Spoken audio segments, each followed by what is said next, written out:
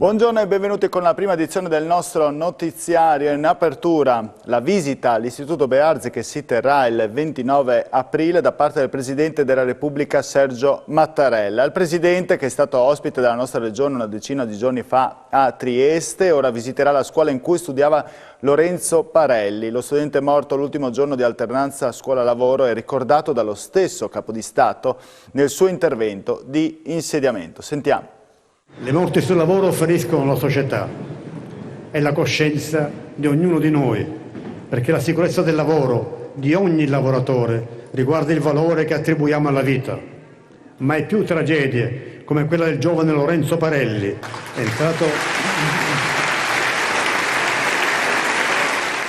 Era lo scorso 3 febbraio quando il confermato Presidente della Repubblica Sergio Mattarella nel suo discorso ricordava la tragica morte di Lorenzo Parelli, lo studente del Bearzi rimasto vittima di un incidente nel suo ultimo giorno di alternanza scuola-lavoro. E alle sue parole, accolte dagli scroscianti applausi del Parlamento, ora la massima carica dello Stato farà seguire anche il gesto. Infatti il Presidente Mattarella il prossimo 29 aprile visiterà l'Istituto Salesiano Bearzi. Ad annunciare la visita del Presidente della Repubblica sono stati il direttore Don Lorenzo Teston e la preside Lucia Radicchi, che hanno ricevuto nel pomeriggio la telefonata dal Quirinale. Ancora nessuna certezza sul resto dell'itinerario del Presidente Mattarella. L'ultima visita in regione del Presidente Mattarella risale a pochi giorni fa, quando a Trieste ha partecipato all'inaugurazione dell'anno accademico dell'Università Giuliana. A Udine invece il Presidente manca dal 2017 per un'altra inaugurazione di anno accademico, questa volta però dell'Ateneo Friulano nel Teatro Nuovo Giovanni da Udine. E in quell'occasione il Presidente Mattarella salutò il numero 1 dell'Università Alberto De Toni dicendogli: "Magnifico rettore, mandi". A collegare strettamente la visita del Presidente Mattarella alla drammatica vicenda di Lorenzo Parelli è stato lo stesso Quirinale, con una telefonata ai genitori del ragazzo, avvenuta proprio ieri pomeriggio. A confermarlo è stato a Telefriuli la mamma di Lorenzo, Maria Elena Dentesano. Abbiamo ricevuto la telefonata del Quirinale nel pomeriggio, ha detto: "Il nostro dolore è mutato, ma desideriamo tenere alta l'attenzione su ciò che è successo per garantire la sicurezza mancata". La mamma di Lorenzo ha spiegato anche lo stato d'animo della famiglia. Onorare questa tragedia, ha detto, è lo spirito con il quale attendiamo la visita del Presidente Mattarella. Voltiamo pagina. Nella destra tagliamento i livelli di occupazione nelle aziende sono tornati ad essere incoraggianti, ma a causa degli elevati costi energetici e delle difficoltà di approvvigionamento di alcuni materiali, il rischio è la chiusura di alcune attività. Ci dice tutto Alberto Comisso.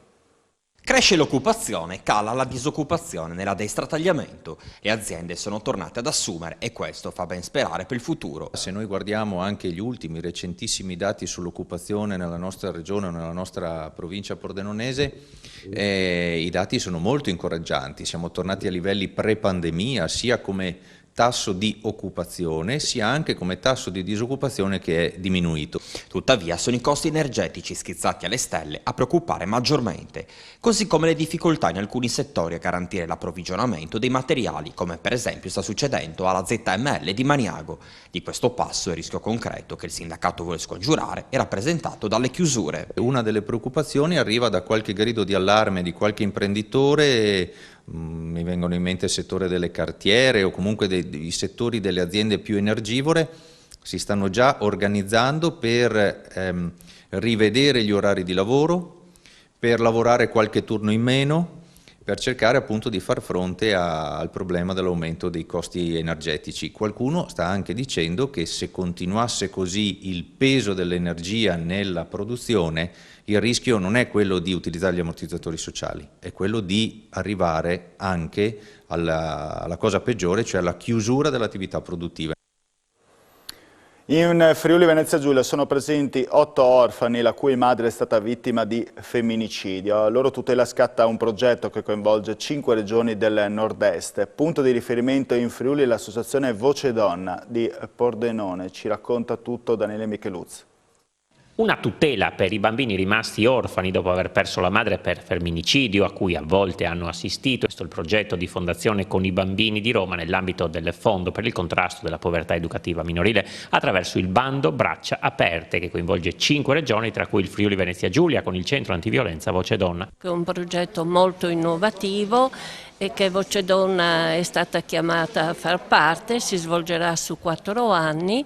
E anche e soprattutto per rafforzare quell'azione di supporto sociale ed istituzionale per queste vittime innocenti di violenza. I dati raccolti dall'Eures mettono in evidenza 159 minori rimasti orfani a seguito di 97 casi di femminicidi compiuti dal 2009 fino al 2021. Per quanto riguarda il Friuli Venezia Giulia sono stati individuati 8 orfani, di cui 6 sono femmine e 2 maschi. Orphan of Femicide Invisible Victim è un progetto che mira a non lasciare più nella condizione di invisibilità gli orfani e le orfane di femminicidio. Lo fa attraverso 4 macroattività. La prima è la presa in carico proprio degli orfani e delle orfane, la seconda è il supporto alle famiglie affidatarie, la terza vuole garantire una rete di professionisti sociosanitari, legali e nelle scuole con una capacità relazionale ed empatica migliore. E l'ultima vuole dare diffusione e portare avanti la prevenzione rispetto al fenomeno della violenza di genere.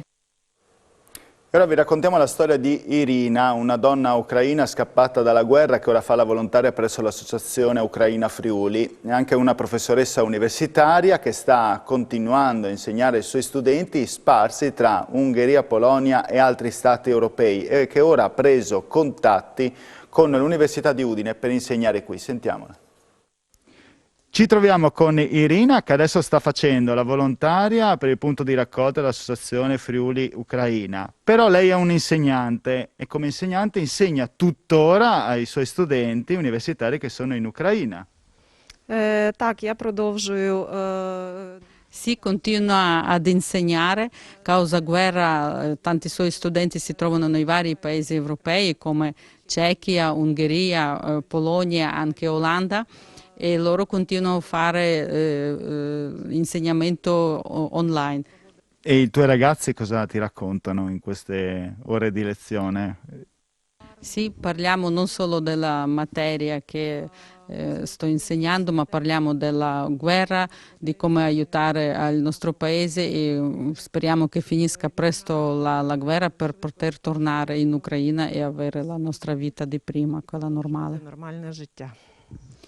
La speranza di non vuoi insegnare qua a Udine, magari inserendoti a Udine, vuoi tornare là? Ми маємо контакти. Abbiamo preso i contatti con l'Università di Udine.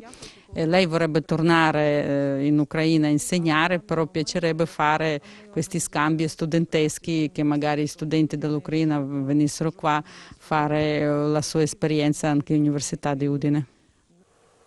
La cronaca, per non farsi prendere dal capotreno, avrebbe scollegato 2 carrozze dell'Euronight Tarvisio-Venezia, causando lo stop del convoglio a Casarse della Delizia. Per questo un 47enne di Napoli è imputato in un processo in tribunale a Pordenone. Secondo l'accusa, l'uomo, che deve rispondere di attentato alla sicurezza dei trasporti e resistenza, era stato riconosciuto dal capotreno come complice di un'altra persona sospettata di furto e fermata dalla Polfer a Udine.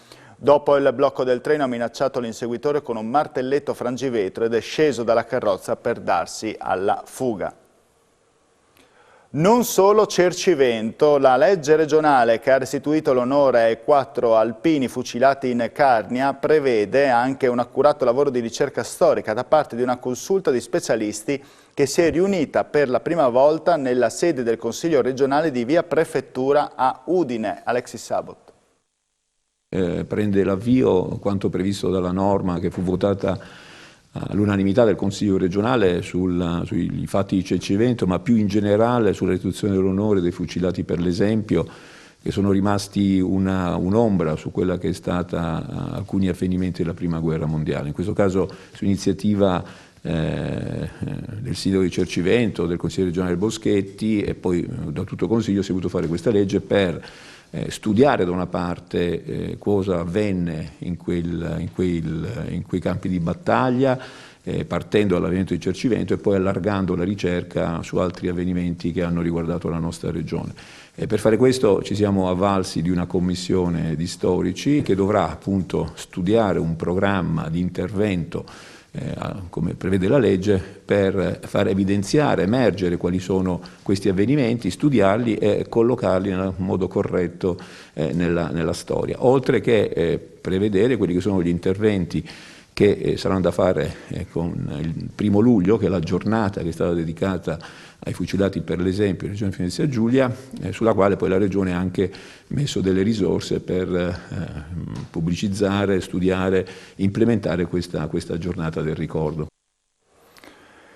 Si chiama Le parole dal CUR ed è la mostra concorso promossa dalla Città Fiera con il patrocinio di Arlef, che promuove la lingua friulana attraverso le parole che raccontano tradizioni, valori e spirito friulano. E la parola magica vincitrice in questa prima edizione è Cumbinin. Sentiamo il presidente dell'Arlef, Eros Cisilino.